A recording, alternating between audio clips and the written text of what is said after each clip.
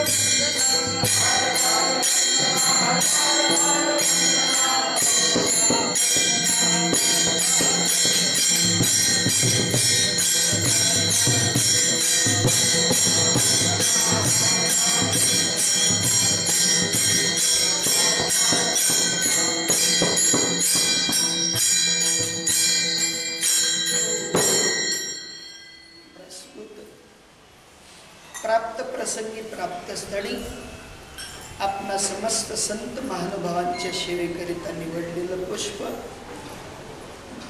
जगद्वंदनीय जगद्गुरु महाराष्ट्र भूषण ज्या महात्म्यांनी भक्तीमध्ये प्रथम स्थान आपलं अग्रेसित केलं, असे विवेकाचे सागर असलेले तुकोबराय आणि तुकोबरायांनी मात्र संतांचं महत्त्व सांगावं, संत चरणाचं ब्रीद अंगीकारल्यानंतरची आपली अनुभूती सांगावी असा अभंग तुम्हा संतांच्या सेवेकरिता घेतला. विठ्ठल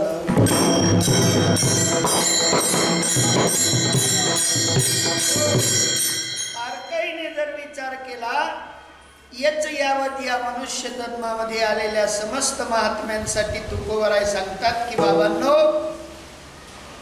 या भौतिक युगाचा मी प्रत्यक्ष अनुभव घेतला आणि अनुभव घेत घेत घेत घेत कितीतरी कालांतरानंतर मला मात्र हा योग लाभला.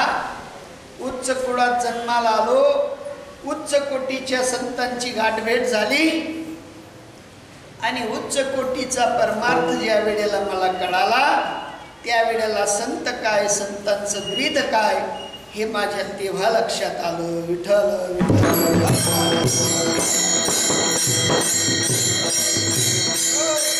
संत महात्मे आपल्या अंतःकरणाचा जो विषय आहे, तो विषय मात्र ज्याप्रमाणे मकरंद कमळकंद जसा आपला कमळातला पराग आपल्यासाठी ठेवत नसतो, तसा साधूंचा उपक्रम आहे.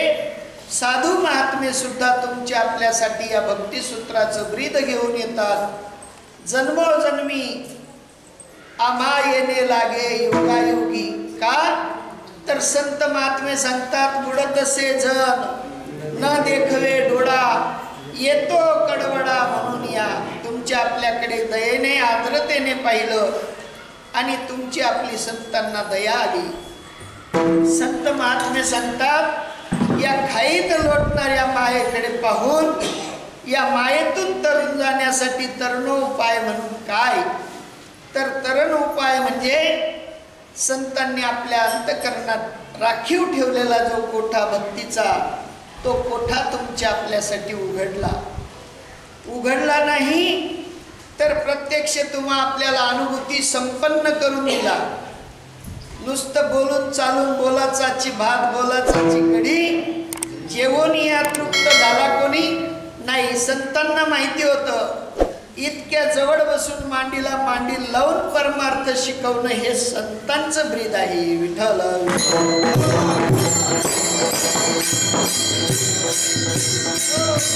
साधू महात्मे येतात, साधू महात्मे निघून जातात, परंतु साधू महात्मे भक्तीची पदचिन्हे तुमच्या आपल्यासाठी सोडून जातात.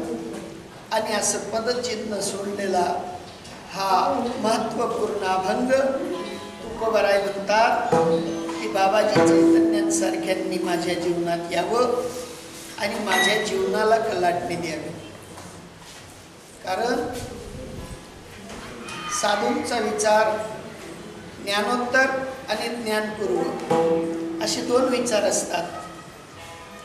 ज्ञानपूर्व काळामध्ये तुकोबराय म्हणतात, मी तव अल्पमतीहीन, मी तव अल्पमतीहीन,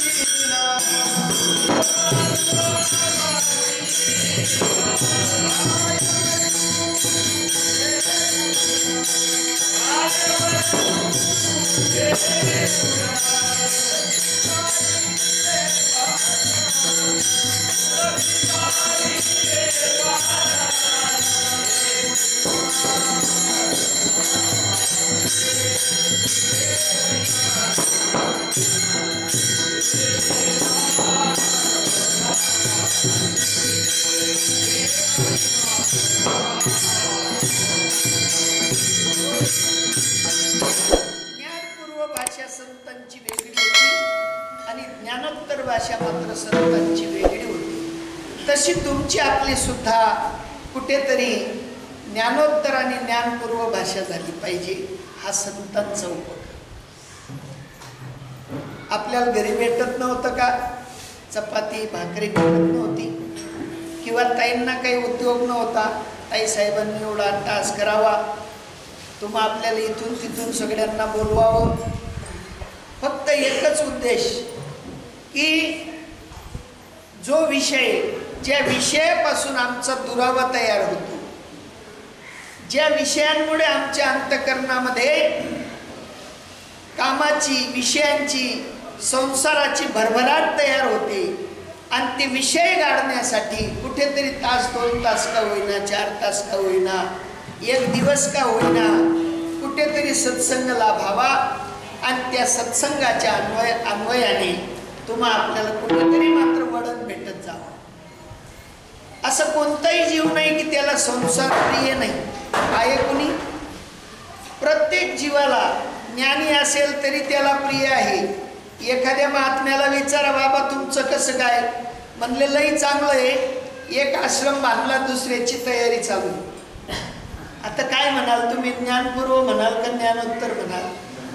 ज्ञानोत्तर बी म्हणता यायचं नाही, ज्ञानपूर्वही म्हणता यायचं नाही. ज्याच्या मनात कामना आहे तो साधू बनू शकत नाही, पण ज्यांच्या मनामध्ये कामना त्यागण्याचं ब्रीद आहे ते साधू आहेत. विठ्ठल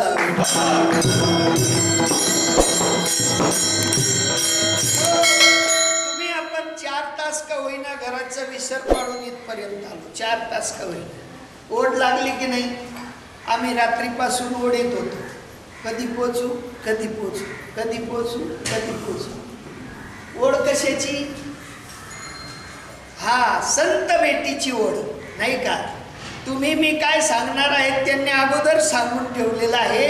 सांगण्यासाठी किंवा ऐकण्यासाठी नाही. होतील संतांची या भेटी, सांगू सुखाची या गोष्टी. सुखाच्या गोष्टी सांगण्यासाठी आणि सुखाच्या गोष्टी ऐकण्यासाठी संत मिलन को जाइए, तजिए मान अभिमान, जो जो पग आगे धरो, कोटी यज्ञ समान. तुम्ही आपण एकेका पावलाने कोटी यज्ञ करीत इथपर्यंत आलो आणि या कोटी यज्ञाचं फळ प्राप्तीसाठी तुम्हा आपल्याला एक दिवशी मेळा करावा लागला. विठ्ठल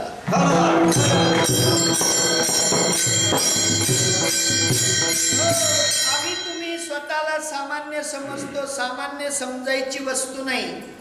कारण तुकोबराय म्हणतात, ज्ञानपूर्व काळात मित अल्पमती हीन काय वर्णू तुमचे गुण, उदकी तारिले पाषाण महिमान एवढे नामाचे. पण आत्ताच्या पुढची गोष्ट बोलताना म्हणतात, देवा किती उपकार केले तू, संतांची भेट घालून दिली आणि संत सद्गुरूंचा महिमा कळवून दिला.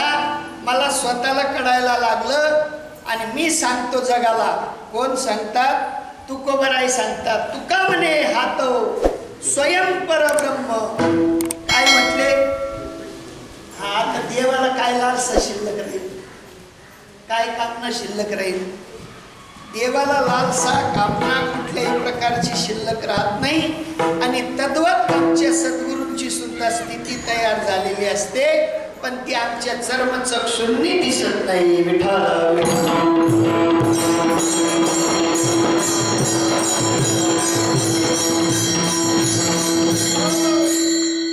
सामान्य गोष्ट नाही. संतांचा महिमा जाणून घेण्यासाठी सोपी गोष्ट सांगतो तुम्हाला.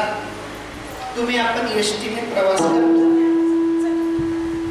चोर ओळखायचा असेल, बसमध्ये चढताना चोर ओळखायचा असेल, अगोदर काय व्हावं लागेल आपल्याला? याच्यासारखी दृष्टी तयार करावी लागेल. हा चोर आहे का शाव नाही का? एखाद्याला तत्वज्ञानाच्या गोष्टी सांगायच्या असतात, आता त्याला शिकवताना तुम्ही काय त्याच्यात तपासणी काय करा? हे ऐकून घेण्याजोगं गिऱ्हाईक आहे का नाही का? सामान्य व्यवहार, शेतकऱ्याला शेतकरी भेटला तर शेतकऱ्यांच्या गप्पा मारतो, मॅनेजरला मॅनेजर भेटला तर मॅनेजमेंटच्या गप्पा मारतो, एखादा युनिटवाल्याशी भेटला तो युनिटच्या गप्पा मारतो, एखाद्या ज्ञानाला भेटला तो ज्ञानाच्या गोष्टी विचारत मांडतो. तद्वत या ठिकाणी जर नुसतं समज समजून घेण्यासाठी, गप्पा मारण्यासाठी त्या तोडीचा महात्मा पाहिजे. बिना तोडीने गप्पा मारता येत नाही. एक कंडक्टर भेटला आणि एक शेतकरी भेटला, काय गप्पा करते? ते म्हणते पाणी पडत नाही.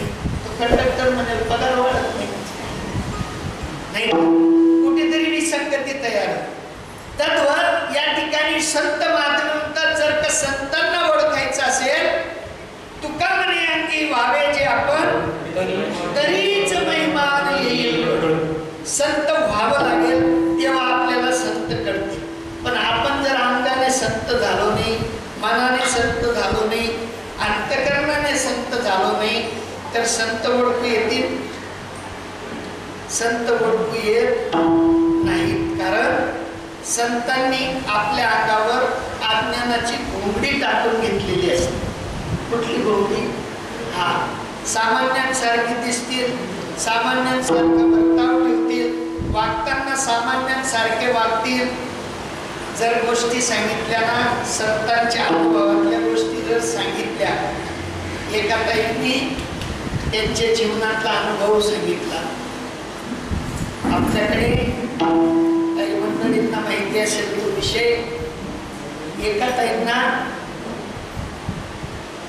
ब्लडिंगचा विषय होता आणि त्यांना एकदम असह्य वेदना होत्या. आणि आमच्या गुरुमाता अचानक त्या ठिकाणी जाऊन पोचल्यानंतर पाहिल्या त्या ताईंची स्थिती पाहिल्या त्या ताईंना म्हणाल्या, इथे थांबू नका, लगेच दवाखान्यात जा. नुसतं तेवढ्यावर थांबले नाही, 4-6 दिवसापासून त्या घराला झाडू नव्हता, पोचा नव्हता. एवढ्या खालच्या प्रतीचे काम ज्याप्रमाणे श्रीकृष्ण परमात्म्यांनी घोड्याचा खराडा करावा, त्याप्रमाणे माझ्या सद्गुरूंनी त्यांचं घर झाडावं, त्यांचे भांडे धुवावे. हे एवढं महान कर्तव्य ज्यांच्या हाती आहे, त्यांनी अशा प्रतीचं काम केल्यानंतर कसे ओळखू येतील? ते म्हणतील नाही ना, आमच्या सारखेच आहे, नाही का? सामान्य तो संतांचा महिमा नसतो, त्याच्यातून मात्र तुम्हाला आपल्याला दिशादर्शकता दाखवली जाते. संत महात्मे येऊन सांगत नाही, तर ते शिकवतात. आणि तुम्ही आपण नुसतं बोलतो पण करत नाही. संतांचा महिमा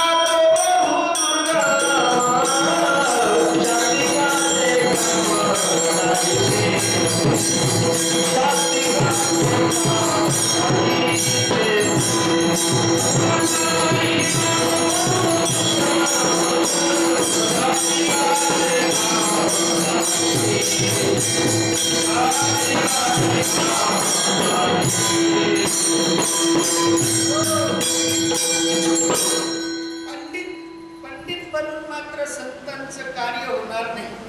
तुम्ही ऐकून असाल किंवा नसाल, परंतु संतांचा एक उद्योग मी सांगतो, म्हणजे लक्षात येईल. ज्या वेळेला देवगिरी किल्ल्यावर का दौलताबाद किल्ल्यावर जनार्दन स्वामींच्या भेटीला नाथबाबा गेले. आणि नाथबाबा गेल्यानंतर साधूंची सेवा करत असताना अचानक मोगलांनी स्वारी केली. आणि स्वारी केल्यानंतर जनार्दन स्वामींची तब्येत, प्रकृती ठीक नसल्यामुळे जनार्दन स्वामींनी आज्ञा करावी, नाथा तुम्हाला जावं लागेल. म्हणले, महाराज जी आज्ञा असेल, कुठे जावं लागेल? तुम्ही सांगाल तिथे जाऊ. म्हणे, युद्धाची तयारी करा. कोणी केली? आम्हाला फक्त शांती नाथ महाराज माहिती, पण 5000 मोगलांचा फडशा पाळला ते नाथ महाराज आम्हाला माहिती नाही. साधूंचा जो उपक्रम आहे, साधू ज्या ज्या स्थिती त्यांच्या समोर येतात त्या स्थितीला सामोरे जातात, पण आपली जी काही खरी स्थिती आहे, स्वरूप स्थिती, तिला मात्र मोडू देत नाही.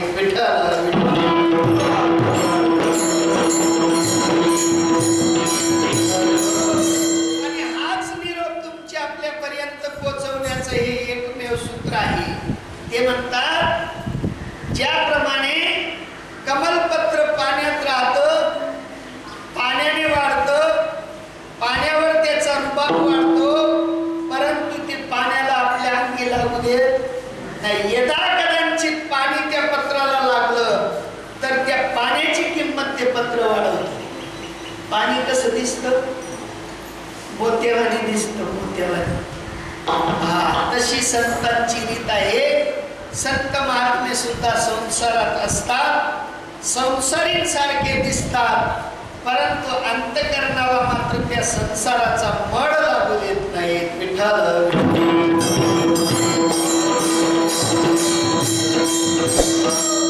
तुम्ही आपण सुद्धा राहावं, हा सर्वात मोठा, सर्वोत्कृष्ट, उत्तम असलेला निरोप आहे.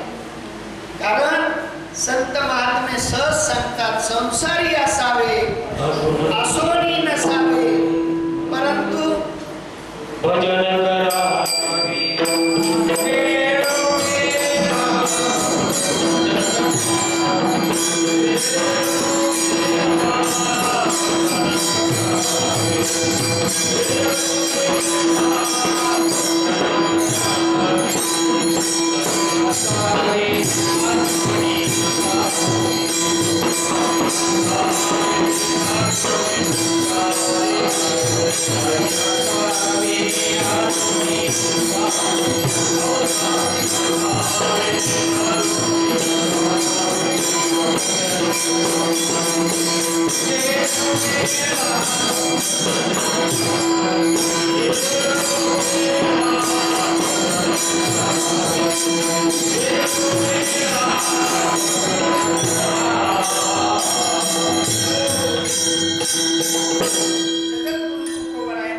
महापुरुष म्हणतात की संसारी असावे असोनी नसावे, परंतु भजन करावे वेडो वेडा.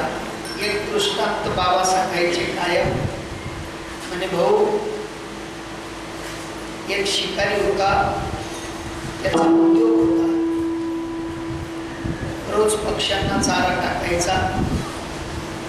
चारा टाकला, पक्षी यायचे, टपटप चारा टाकायचे आणि त्याचा उद्योग तो चालू करायचा. पक्षी आले की जाळ टाकायचा, पक्ष्यांना पकडायचा, आपला उदरनिर्वाह चालवायचा.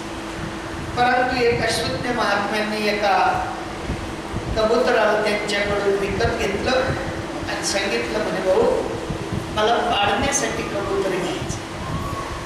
आणि त्या कबुतराला रोज शिकवायचे ते महात्मे, भाऊ, तुझ्या जीवनात जर का परिवर्तन करायचं असेल, संत महात्मे म्हणतात, बोलता बोलता देव व्हा, पाहता पाहता देव व्हा, ऐकता ऐकता देव व्हा. तसं त्या कबुतराला शिकवायचं चालू केलं.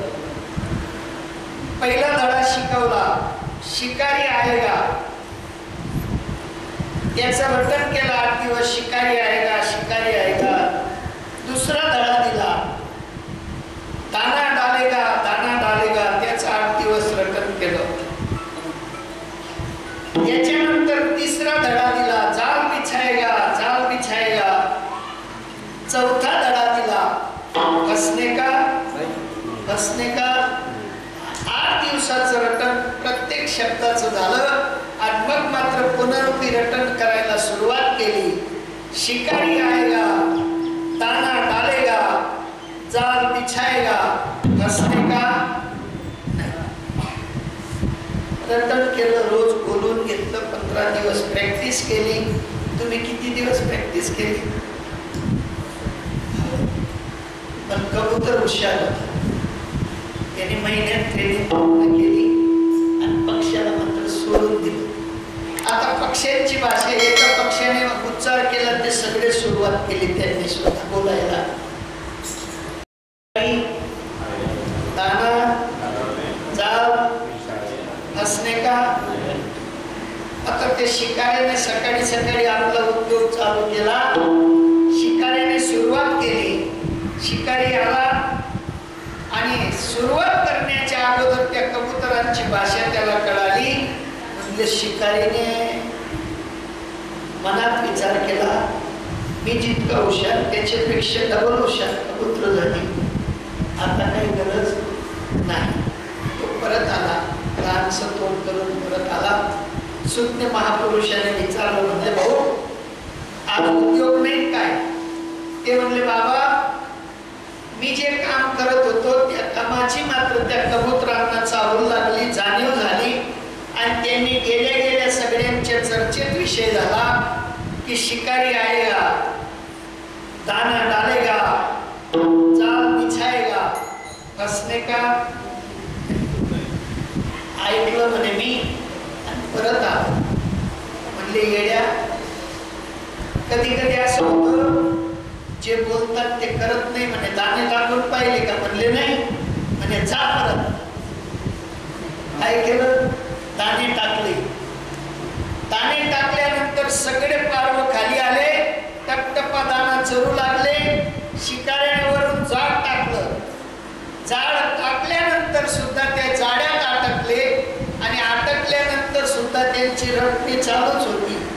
शिकारी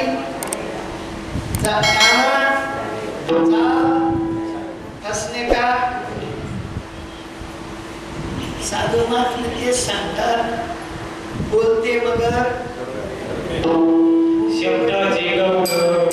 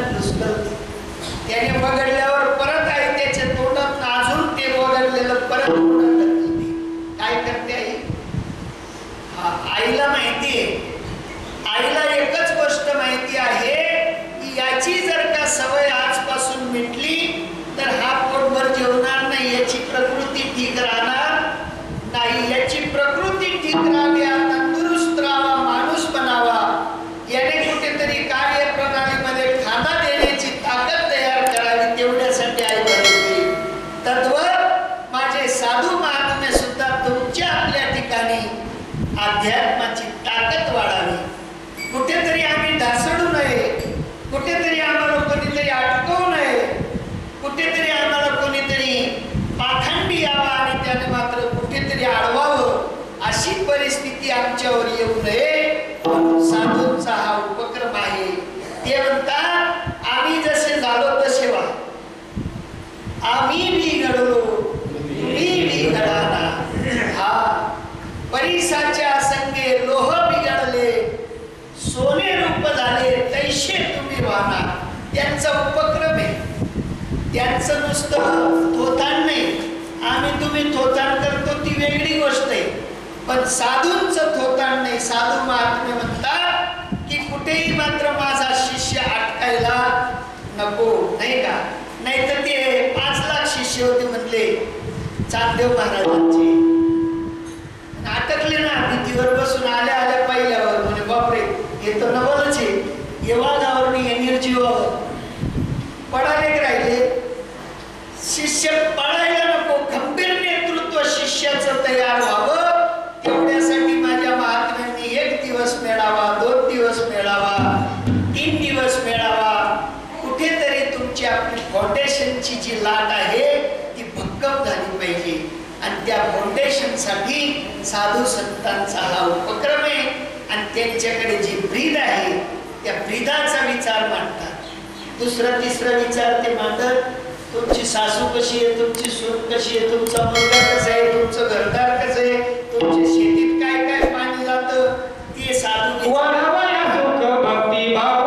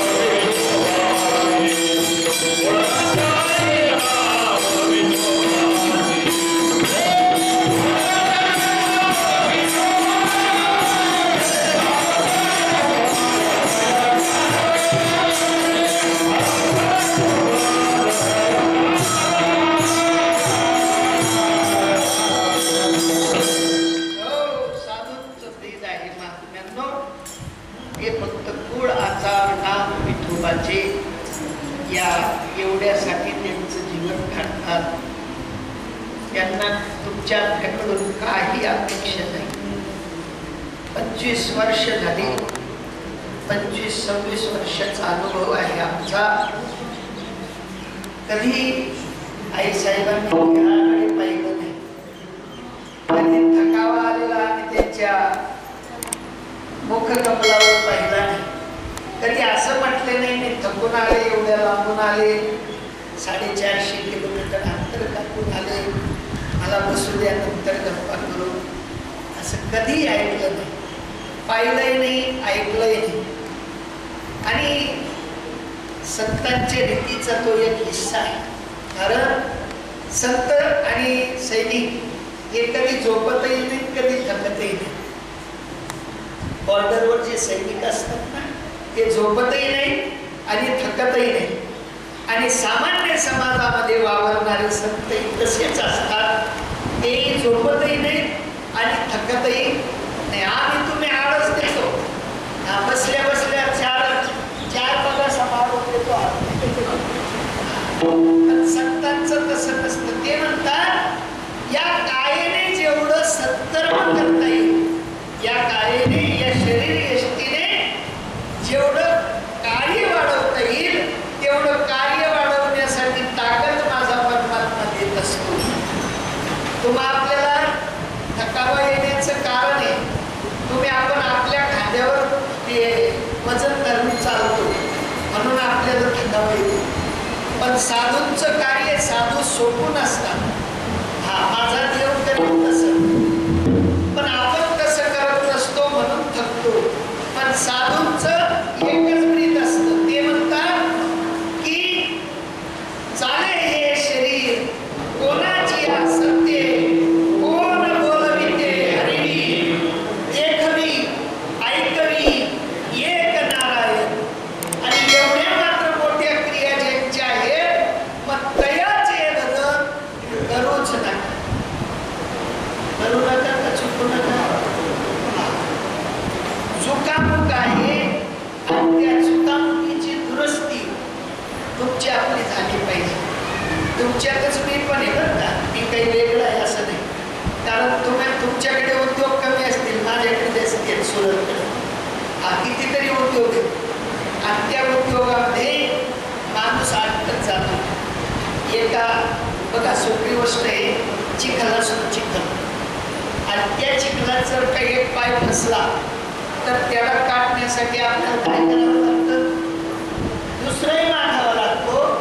तो मागल्या वाचून दुसरा निघत नाही. तसा संसार एक चिखलाचा प्रकार आहे आणि विषयरूपी चिखलामध्ये जसं जसं माणूस चालतो तसं तसं तो फसतो. पण सर्व सुखाची आशा जन्म घेला,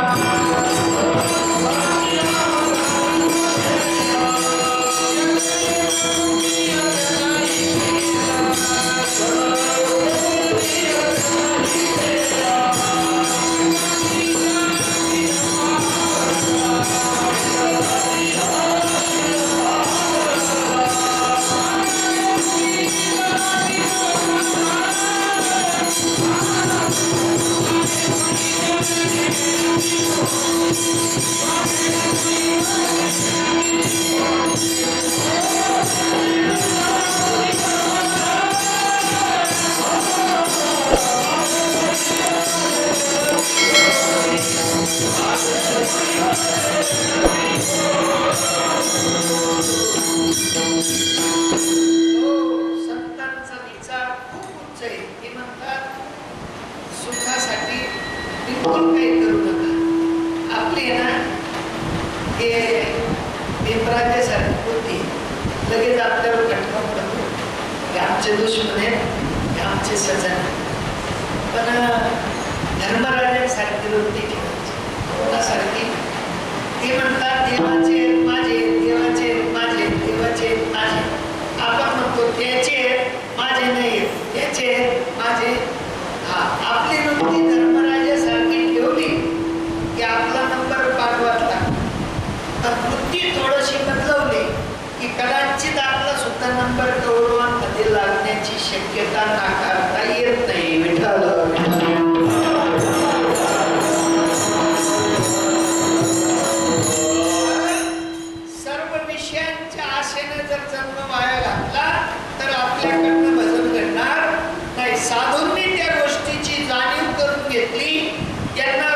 सहज कळलं होतं. ते म्हणतात तुका म्हणे कडू वाटतो प्रपंच रोकडे रोमांच कंठ दाटे. आमचं त्या ठिकाणी कंठ दाटून येतो म्हणले आमच्या अंगावर शहारे येतात.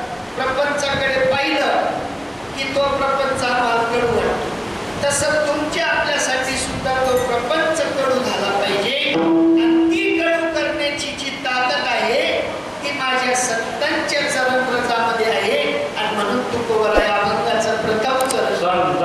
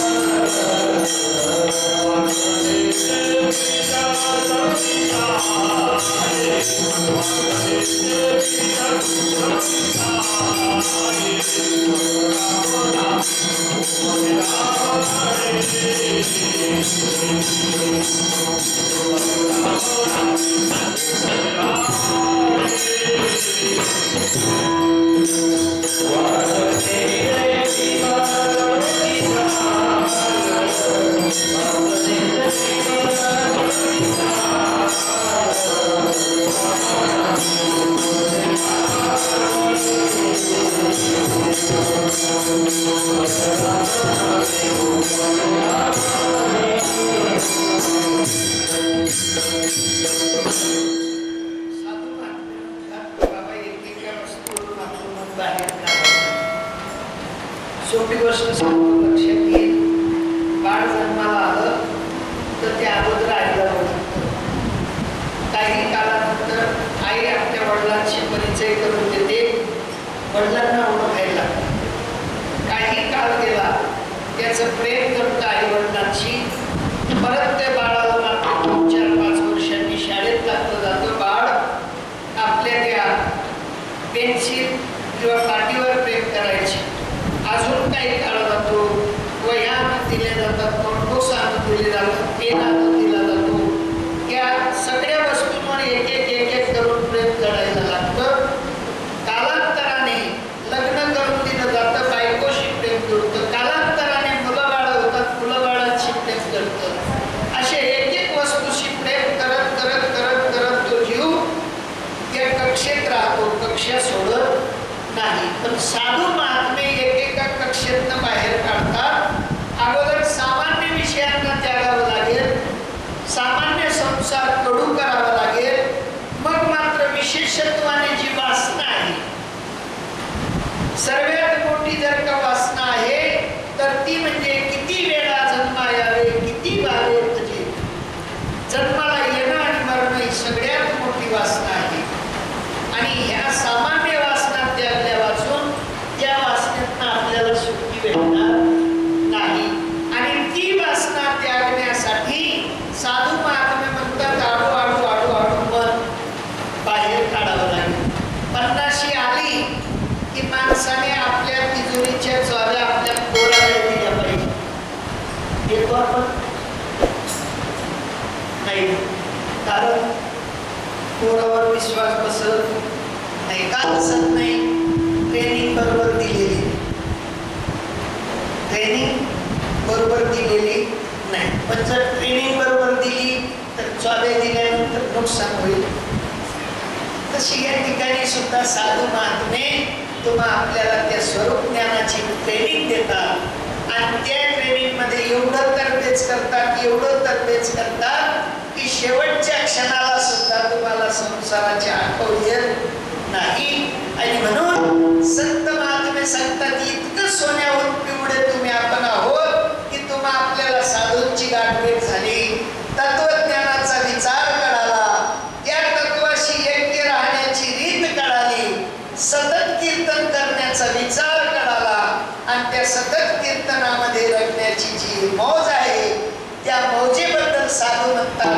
संत चरण रज लागता सहज वासनेचे बीज जडून जाय. वासना जडाली का राहिली तशी शिल्लक जडायलाच पाहिजे. कारण सोपी गोष्ट आहे. आपल्याकडे चकमक यायची पहिले चकमक माचीस कप चकमक झाला. आता ते चकमकीला घासल्यावरती पेटायची का तशीच राहायची? पेटायची. तशी साधूच्या सूत्राची चकमक आपल्याकडे आहे का नाही? हा, पेट घ्यायला पाहिजे तशीच पडेल राहायला पाहिजे. पेट घ्यायला पाहिजे, पेट नाही का? आणि ज्या वेळेला ती ज्ञानाची जोर पेटते त्या वेळेला संत चरण रज लागता सहज वासनेचे बीज. कारण साधूंचा बोधच तसा आहे. साधू महात्मे म्हणतात आम्हाला संत भेटले आणि त्यांनी निर्देश दाखवला, जन्मा नाही येणे ऐसे गेले. म्हणजे वासना गेली का शिल्लक राहिली? गेली. वासना ती सबूड गेली, मुळा सहज गेली. मग आता एवढं प्रभुत्व साधूंच्या त्या ज्ञानामध्ये असल्यावर आपल्याला कमी तुम्ही आपण पैसेवाले का गरीब? तुमच्या आपल्याकडे श्रीमंती का गरिबी?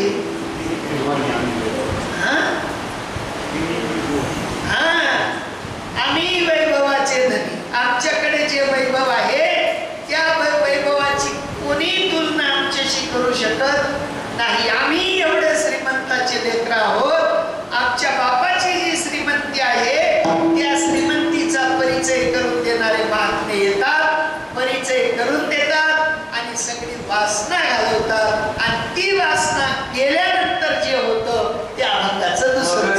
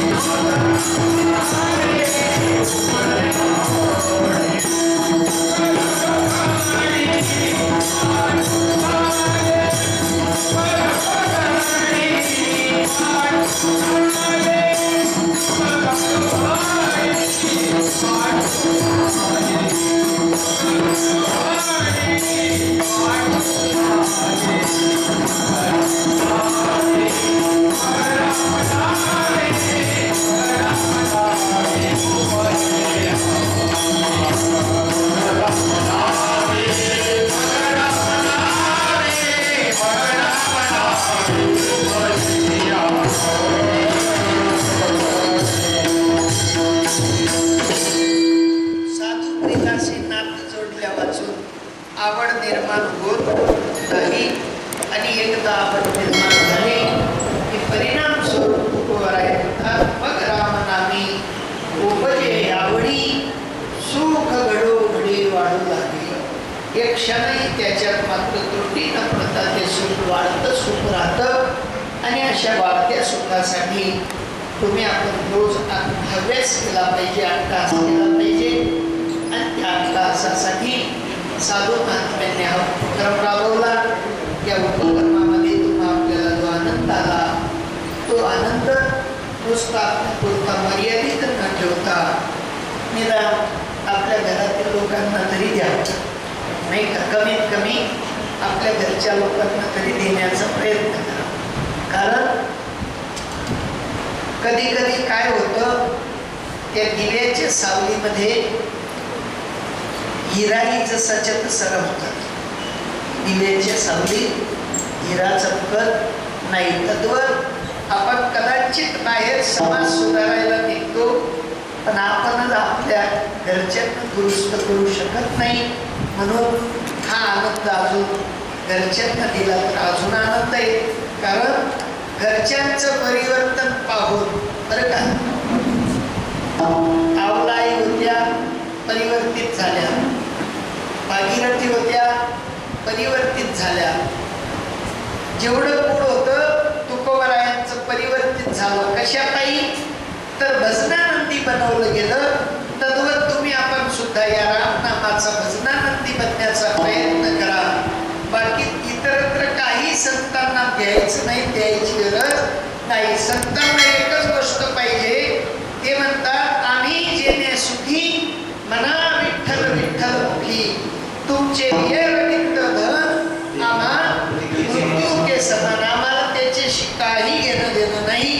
परंतु जे आमच्या परंपरेने हंस ब्रह्मा त्रिदत्त नारायण लक्ष्मण बलदेव सकयानंद शांताबाई बंडोबा बाबा केरोबा बाबा श्रीपाद बाबा रामदास बाबा आणि हल्ली चालू पूर्ण या मालिकेचे महान प्रवर्तक संत असलेले आमचे गुरुई यांनी जो वसा तुम्हा आपल्याला शिकवला, त्या वशात तीड मात्र त्रुटी येऊ देऊ नका. तीड मात्र सुद्धा त्रुटी येऊ देऊ नका. या त्रुटी भरण्यासाठी हा उपक्रम असतो आणि या उपक्रमाचे तुम्ही मात्र अधिकारी आहात. आणि म्हणून अधिकारी नसते तरी इथपर्यंत आले नसते. आणि म्हणून या अधिकाराचे एक तुम्ही मात्र महात्म्य आहात. म्हणून तुम्ही इथपर्यंत आला, तो विषय समजून घेतला आणि तो जसाच्या तसा आनंद स्वरूपाने टिकवा अशी आशा करतो. जास्त बोलणे नाही, आता असं झालं आणि तसं होईल. म्हणून असो, तुमच्या आपल्या भेटीची जी काही आतुरता होती ती पूर्ण झाली. तुमच्या दर्शनाने मी कृतकृत्य झालो. तुमच्या योगाने माझ्या सद्गुरु मातांचं अंतःकरणाने दर्शन घडलं. असं नित्य दर्शन असतं, परंतु प्रत्यक्ष आणि अप्रत्यक्ष या दोन गोष्टी आहेत. प्रत्यक्ष दर्शनाने अजून आनंद वाढतो आणि त्या आनंदाचा मी आज लाभ घेऊ शकतो तुमच्या सर्वांच्या सहकार्यामुळे. असतो जास्त काही बोलणे नाही. या ठिकाणी सद्गुरूंच्या आज्ञेप्रमाणे वागावं, सेवके करावे, सांगितले काम येथे होतो पण कामाने. जय जय जय जय जय जय जय गोपाळ गोपाळ.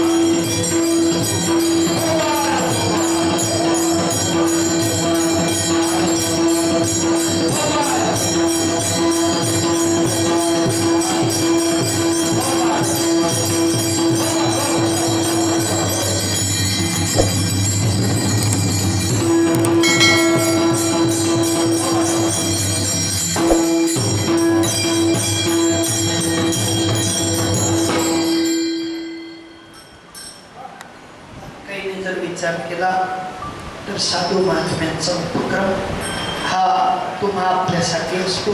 कारण आईवडिलांचा जो उपक्रम आहे तो कुठेतरी लाभापोटी असतो, पण साधू महात्म्यांचा उपक्रम असतो तो कुठेतरी उद्धारापोटी असतो. आणि तुमचा उद्धार करण्यासाठी पुढं कसे जगना देखवे डोळा येतो कडवडा म्हणून या अन्वय न्यायाने साधूंचं कार्य आहे. त्या साधूंच्या कार्याला पुष्टी द्या, खांद लावा, भार द्या, आपल्या खांद्यावर त्याचा भार घ्या. काही नाही, कारण साधूंनी जो तुमच्या आपल्यासाठी वसा सोडला तो वसा सामान्य वसा नाही, तो महान वसा आहे. कारण व्यासाधिकांनी जो वसा तुमच्या आपल्यासाठी आणून दिला तोच आपल्या जिवंत परंपरेने तुमच्या आपल्यापर्यंत आणून दिलेला आहे. त्या वशाला कुठे गालबोट लागणार नाही याची खास दक्षता घ्या आणि त्या दक्षतेपायी आपलं जीवन जगत राहा, जेणेकरून परमात्मा तुमच्या आपल्यावर राजी आहे. सद्गुरू राजी तर परमात्मा राजी असतोच. आणि अशा परमात्म्यांच्या अंकित असलेले तुम्ही आपण जीव संतांची पायी झालो, संतांची तुमचं आपलं ऐक्य झालं. आणि अशा संतांचा वसा ज्या ज्या वेळेला अंतकरणात येतो त्या त्या वेळेला परिणाम स्वरूप तुकोबाराय म्हणतात की कंठी प्रेम दाटे नाही निघालते हृदयी प्रगटे रामरूप होणार आहे. यात तीड मात्र सुद्धा संशय नाही. आणि तुकोबाराय शेवटच्या चरणामध्ये म्हणतात, तुका म्हणे साधन सुलभ गोमटे सोपा आहे, गोमटा आहे, तरी उपरतिष्ठे पूर्व पुण्य. आपल्या अनंत जन्माच्या पुण्याने ते साधन तुमच्या आपल्यापर्यंत आलं. आणि त्या साधनाचा जेवढा पाहिजे तेवढा उपयोग करा. एखाद्याने तुम्हाला परीस उष्ण द्यावं, काय उष्ण द्यावं, परीस उष्ण द्यावं, आणि तुम्ही मात्र सोन्याची पेटी ठेवा, चालेल? असतील नसतील तेवढ्या वस्तूंना त्याचा स्पर्श करावा, जेणेकरून तुमचं गरबीस होण्याचं बने. तसा ही काया सुद्धा सोन्यासारखी बनव. कारण ब्रह्मीभूत काया होत से कीर्तनी भाग्य तरी ऋणी देव ऐसा. देवात आणि तुमच्यात अंतर राहणार नाही. देवच तुम्ही आहात यात सुद्धा तीड मात्र शंका नाही. फक्त आमच्या कर्म आणि धर्माने आम्ही देवापासून वेगळे राहतो. वेगळे राहू नका, ऐक्य करा. पाणी आणि बर्फ वेगळा नाही, फक्त तो कठीण झाला म्हणजे बर्फ होतो आणि पाण्यात विरघळला म्हणजे पाणी होतो. तसं आपल्याला स्वतःला मात्र मिळवून घेण्याची ताकद तयार करा आणि व्यापक असलेल्या या स्वरूप ज्ञानाशी आपले ऐक्य करा. एवढं बोलतो. आणि ज्या संतांनी आपले ऐक्य त्या स्वरूप ज्ञानाशी करून घेतो ज्ञानेश्वर माऊली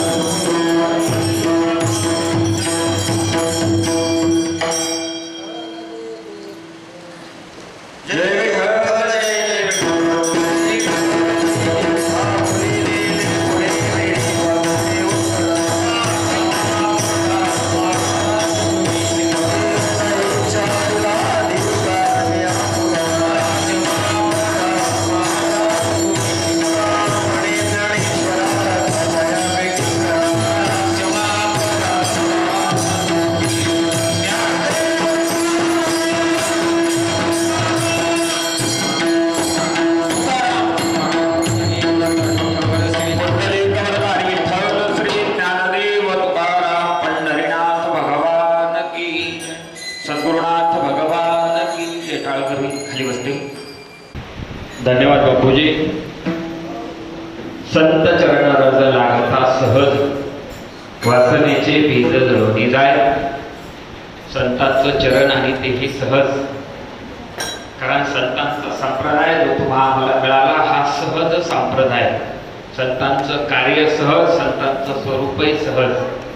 हो, आणि म्हणून अतिशय मार्मिक आणि आमच्यासारख्या ज्ञानी जीवाला उद्बोधक अशा प्रकारचे या ठिकाणी सेवा मार्गदर्शन हा सर्व साधक बंधूंना आपण दिलं. म्हणून सर्व साधक बंधूंच्या वतीनं आदरणीय बापूजींचं मी खूप खूप व्यक्त करतो. समस्त ग्रामस्थ, साधक बंधू भगिनी, प्रवरा संगम आणि परिसर सर्व साधक बंधू भगिनींच्या वतीनं या ठिकाणी बापूजींचं मी मनपूर्वक करुणा व्यक्त करतो, आभार व्यक्त करतो. बापूजींना खूप खूप या ठिकाणी धन्यवाद देतो.